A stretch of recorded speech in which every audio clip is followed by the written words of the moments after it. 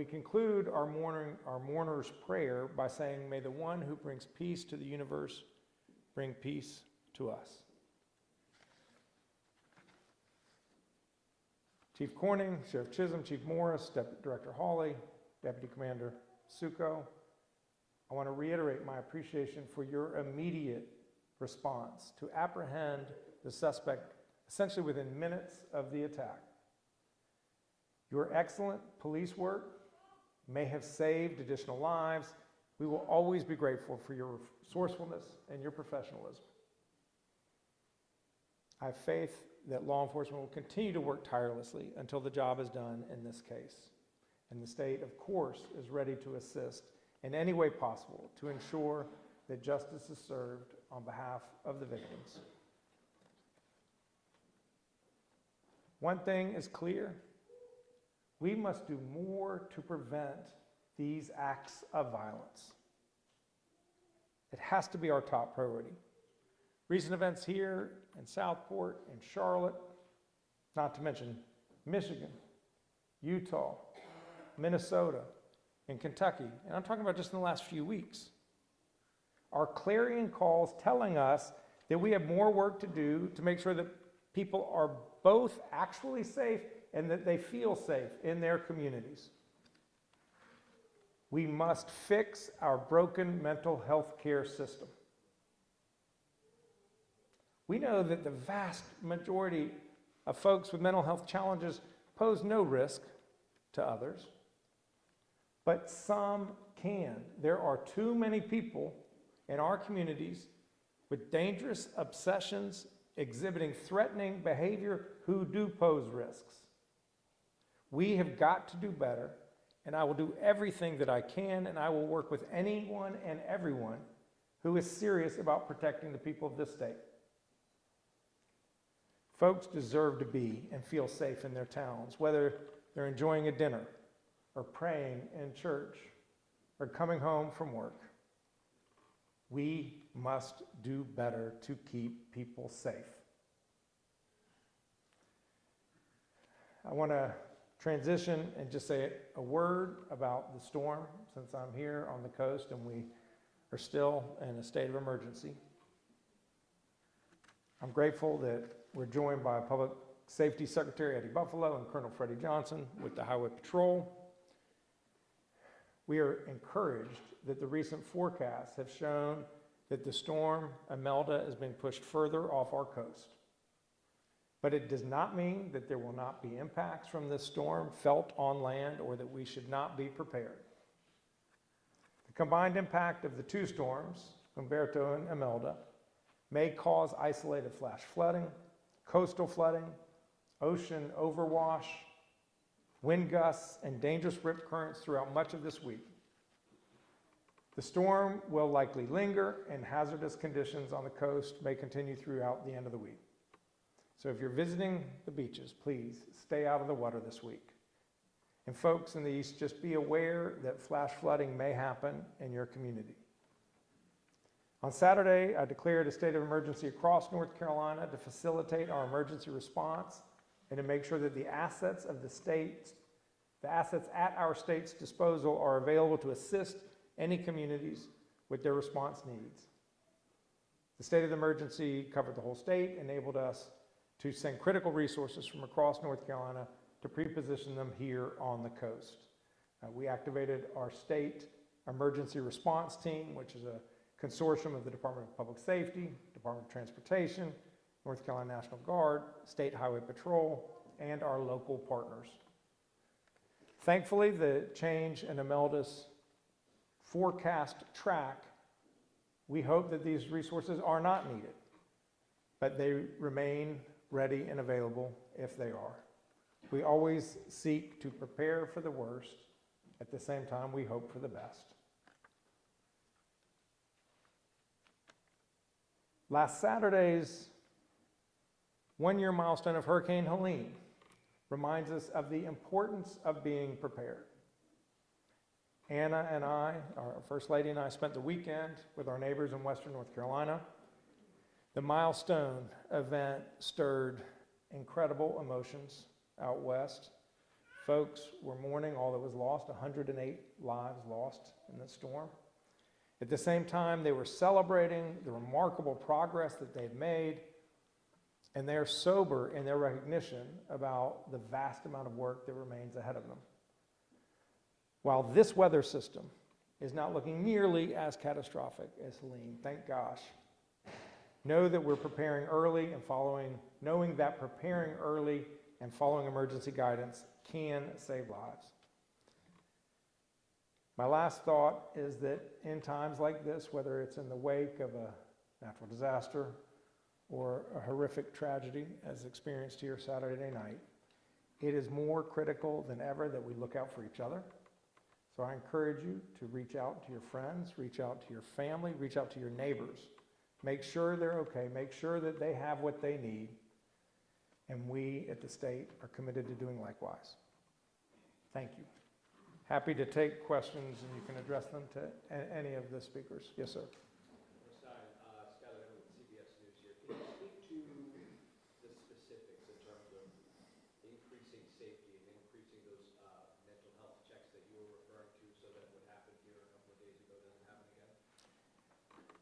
We need to have a greater integration in our criminal justice system with our mental health care system, because usually it's law enforcement that is the first point of contact with people, either because they get repeated phone calls about a person who may be a risk, but it's not enough to just know that somebody may be a challenge. We've then got to be able to connect that person with the treatment that they need to address whatever their underlying conditions are.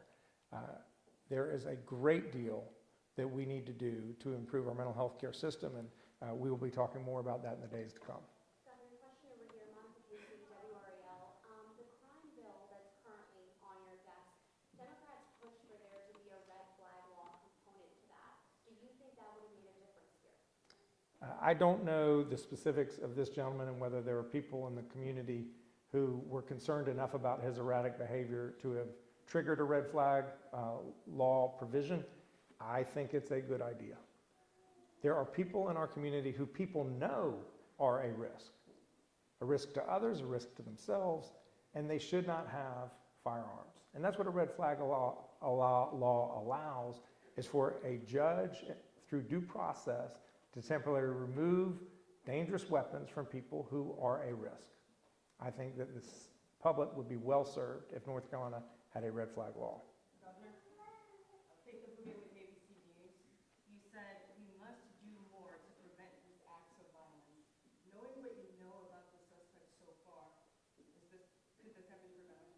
I'll have to defer to the locals who know more about him and what his conditions were and what his engagement with local law enforcement was, whether there were family members or neighbors in the area who were concerned. I just don't have enough to say. I don't know if anyone wants to take that question.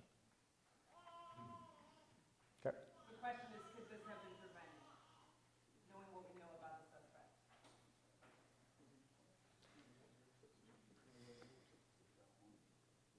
At this point, it's premature. Yes. What are the tangible actions you guys are taking today following this incident? We're doing a systematic analysis of our mental health care system and what is needed in order to enhance it so that we have the resources to respond to people's needs. There are too many people who are profoundly troubled, who are obsessed, whose paranoia gets stoked by what they read on the internet every day, and we've got to figure out ways so that those folks don't pose risks to the community. We'll take one last question. Do we expect any new details about the victims today?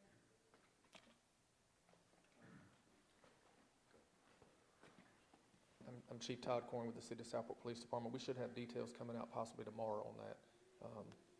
They're still hospitalized. We're still getting information.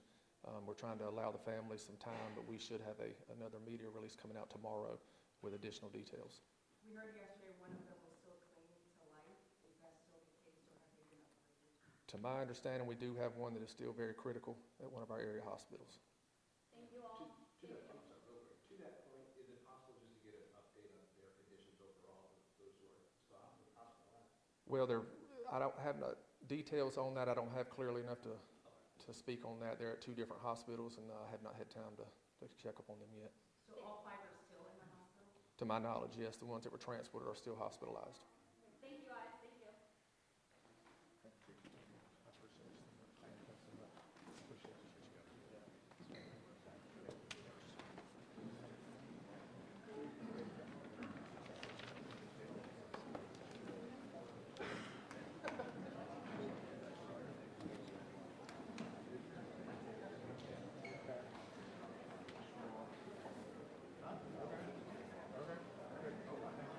How you guys work?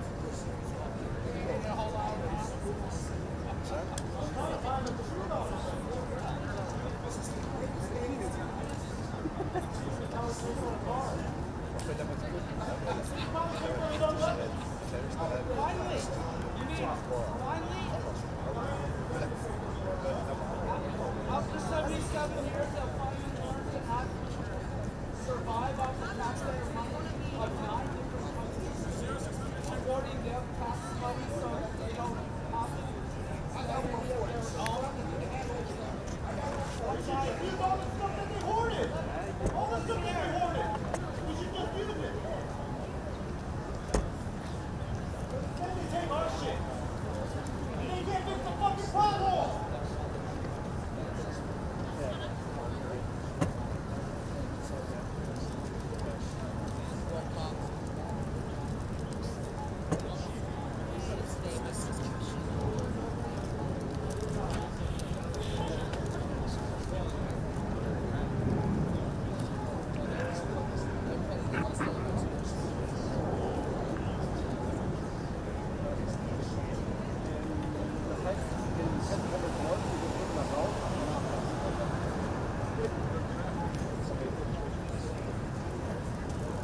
مسكرين كل الشوارع هاي